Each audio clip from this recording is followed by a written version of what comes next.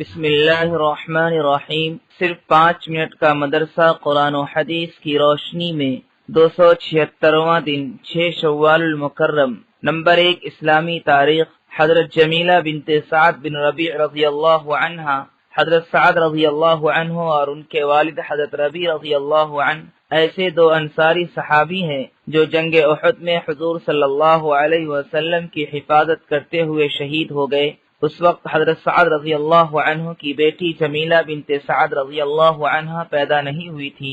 سعد رضی اللہ عنہ کے انتقال کے بعد ان کی بیوی نے آ کر شکایت کی کہ سعد کے بھائی نے میراث کا مال لے لیا اور سعد رضی اللہ عنہ کی دونوں بیٹیوں کو اور مجھے کچھ بھی نہیں دیا۔ اس پر اللہ تعالی نے میراث کی تقسیم کے بارے میں آیت نازل فرمائی، جن میں اللہ تعالیٰ نے بیویوں اور بیٹیوں کو بھی مال وراثت کا حقدار بتایا ہے۔ اسلام سے قبل کسی مذہب یا سماج میں عورتوں کو میراث میں حصہ دینے کا رواج نہیں تھا۔ جمیلہ بنت سعد رضی اللہ عنہا کی والدہ علم الفرائض کے نزول کا سبب بنی۔ ایسے دیندار ماں باپ کی بیٹی حضرت جمیلہ رضی اللہ عنہا بھی بہت ساری خوبیوں کی مالک تھی۔ آپ عالمہ، فقیہہ اور قرآن کی حافظہ تھیں۔ علم الفرائض سے خوب واقف تھی۔ اپنے گھر میں بچوں کو قرآن پڑھاتی اور ساتھ ہی آیات کا شان نزول بتاتی تھی۔ طلبہ ان سے آ کر استفادہ کرتے۔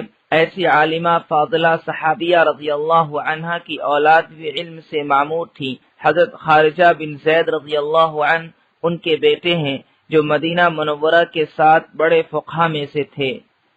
نمبر 2 حضور صلی اللہ علیہ وسلم کا معجزہ۔ حضور صلی اللہ علیہ وسلم کی دعا کا اثر۔ حضرت ابو لیلہ فرماتے ہیں کہ حضرت علی رضی اللہ عنہ ٹھنڈی میں گرمی کے کپڑے پہنتے تھے اور گرمی میں ٹھنڈی کے۔ میں نے ایک دن ان سے پوچھا تو حضرت علی رضی اللہ عنہ نے فرمایا، خیبر کے دن میری آنکھیں درد کر رہی تھیں، ایسے وقت میں رسول اللہ صلی اللہ علیہ وسلم نے مجھے بلا بھیجا تو میں نے کہا، حضور میری آنکھیں درد کر رہی ہیں۔ اس وقت حضور صلی اللہ علیہ وسلم نے میری آنکھوں میں اپنا تھوک مبارک لگایا اور دعا کی، یا اللہ تو علی سے گرمی اور سردی کو دور کر دے، چنانچہ اس دن سے مجھے گرمی اور سردی کا احساس نہیں ہوا۔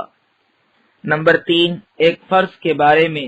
دینی علم حاصل کرنا ضروری ہے۔ رسول اللہ صلی اللہ علیہ وسلم نے فرمایا، دینی علم حاصل کرنا ہر مسلمان پر فرض ہے۔ نمبر 4 ایک سنت کے بارے میں۔ ہر طرح کی پریشانی سے چھٹکارا۔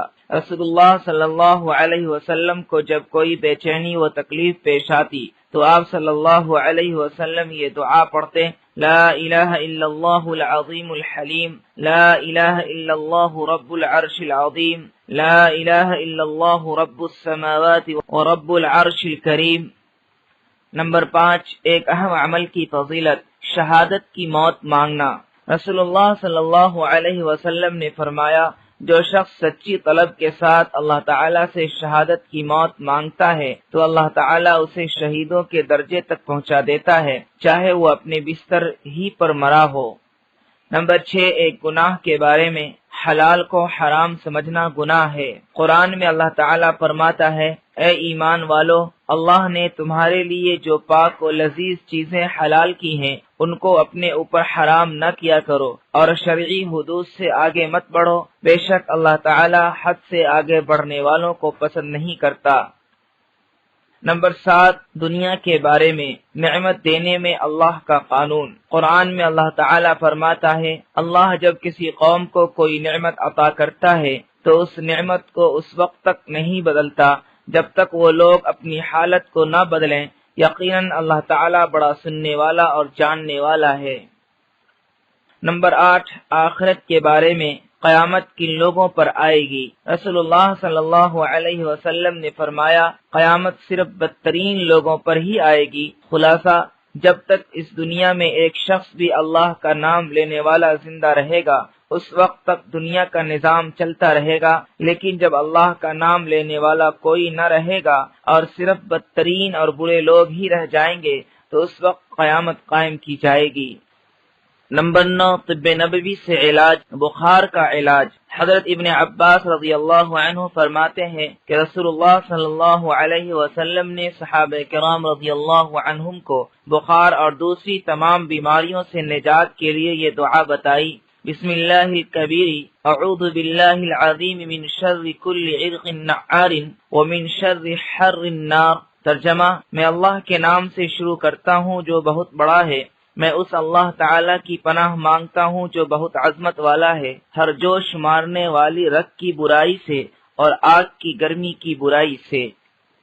نمبر 10، نبی صلی اللہ علیہ وسلم کی نصیحت۔ رسول اللہ صلی اللہ علیہ وسلم نے فرمایا، جب تمہارے یہاں کوئی ایسا شخص نکاح کا پیغام دے جس کے دین و اخلاق سے تم مطمئن ہو تو اس سے نکاح کر دیا کرو، اور اگر تم نے ایسا نہیں کیا تو زمین میں زبردست فتنہ و فساد پھیل جائے گا۔